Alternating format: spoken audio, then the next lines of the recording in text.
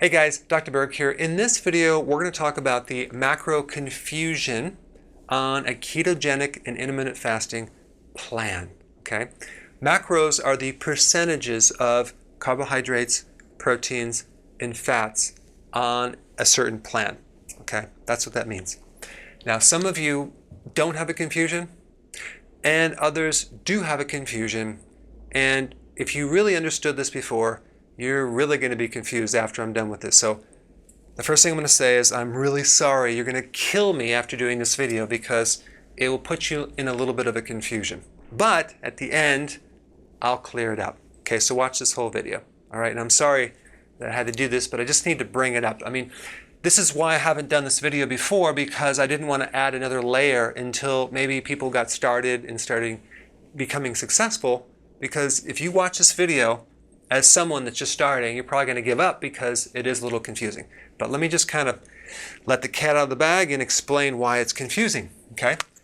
Now, typically, if you look up keto, you're going to see that the percentages are 5% carbs, 20% protein, and 75% fat, okay? But now we're going to add in another variable. We're going to add in intermittent fasting, which confuses everything, okay? We're going to go to 2 meals a day, and then for some people down to 1 meal a day, okay? Because those percentages then change, okay? Now, just to keep this simple, I'm going to be using throughout this video 1,800 calories for 3 meals a day on average. Could be more, could be less. 1,500 calories total for 2 meals a day, okay? And 1,200 calories for 1 meal a day. And this is just average of what I found people do. All right? It could be different for you. But the point is that these calories reduction don't go down in a certain rate. They have their own rate of change. In other words, if you're starting out with 3 meals, 1,800 calories, and then down to 1 meal, we're going to reduce the amount of total calories at a certain rate that has a certain variable on itself that's not really dependent on 3 meals, 2 meals, and 1 meals. It has no mathematical similarity. So that's number one confusion, okay? Because what happens as you reduce the frequency of eating, okay, you start retaining more nutrients. So if you're going to consume 1,800 calories for 3 meals and keep the calories the same, and 1,800 calories for 1 meal, it's going to be really hard to consume that much food. Okay, so we have to reduce that, and that throws off the percentages right there. All right, so that's confusion number 1, or actually it could be 2. And then we have another variable. I wanted to add in there actual non-starchy vegetables that are not included in these carbs right here. These carbs are like berries, avocado, nuts, tomatoes, carrot, beet. Okay. These carbohydrates are non-starchy, like leafy greens, broccoli, kale, these other vegetables. And this comes out to like 5%. Okay. So what I want to do is I want to show you in 3 meals, ideally, you should have 10 cups divided by 3. So what does that come out to? 3.5 cups of salad per meal, okay? Just envision that. So we want, at the end of the day, 10 cups of vegetable or salad for a 3 meal. When you go to 2 meal, because your body is more efficient, you're going to go 8 cups of vegetable or salad. So that would be like 4 and 4. 4 cups with each meal. That's not hard to do, right? And then when you get down to 1 meal, the salad or vegetable would be 7 cups of vegetable or salad. And that, again, that's a nice size salad. And again, this is just average. If I'm going to do 1 meal a day, I'll do 10 cups of salad. But I'm just giving you just kind of what I'm going to be building into this pattern to make it doable for the average person. Because as you reduce your frequency of eating, you actually do not need the same amount of nutrients because you go through different metabolic adaptations. So your body actually holds more nutrients. And if you can keep it to 20 grams or less, that would be even better, okay? But if we're going from 3 meals to 2 meals to 1 meal, you can keep this the same, okay? You can keep this the same. So In other words, keep in 20 grams, 20 grams, 20 grams. That's going to alter the percentage of total calories, so that's another confusion people have.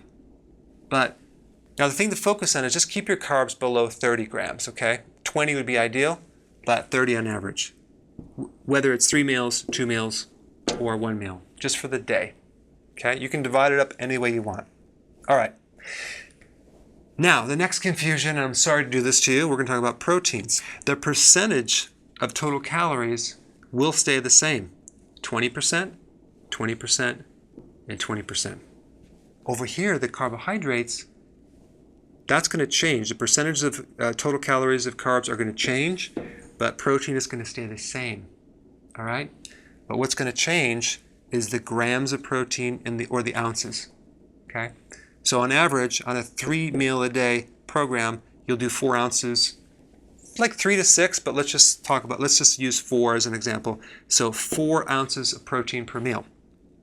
On a 2 meal per day, intermittent fasting, 5 ounces per meal. Okay? That's 75 grams. If you're doing a 1 meal a day, 8 ounces of protein for that meal.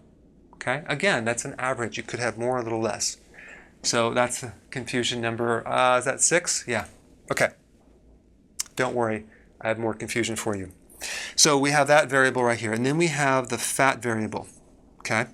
So this is the wild card because what happens in the beginning when you're doing this program, you're going to need more fat. As you start doing it, you'll need a little less fat because your body is eating your own fat. So you want to basically go based on your hunger and not doing too much so you're not too stuffed. Okay? But on average, for a 3 meal program, you would do 140 grams per day. 2 meal would be 113 grams, and for a 1 meal, you do 86 grams of fat. Okay, so that's the confusion, and now here's the solution. Okay, I am building a calculator for you. So you can plug in what you ate, and it'll tell you if it's correct or what to focus on. Okay, so you're welcome. I'm going to really work on trying to get that done as soon as possible. Number 2, the meal plans on my site under recipe already have all this stuff built into it.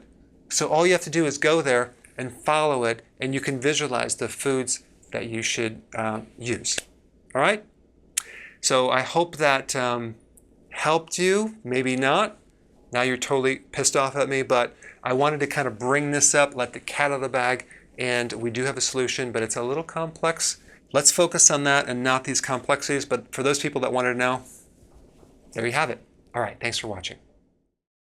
Hey, before you go, definitely sign up for my free keto course. I put a link down below. It's on Messenger and Facebook, but it will give you all the basics. It's very quick. It's like 3 or 4 videos, and it's free. Check it out.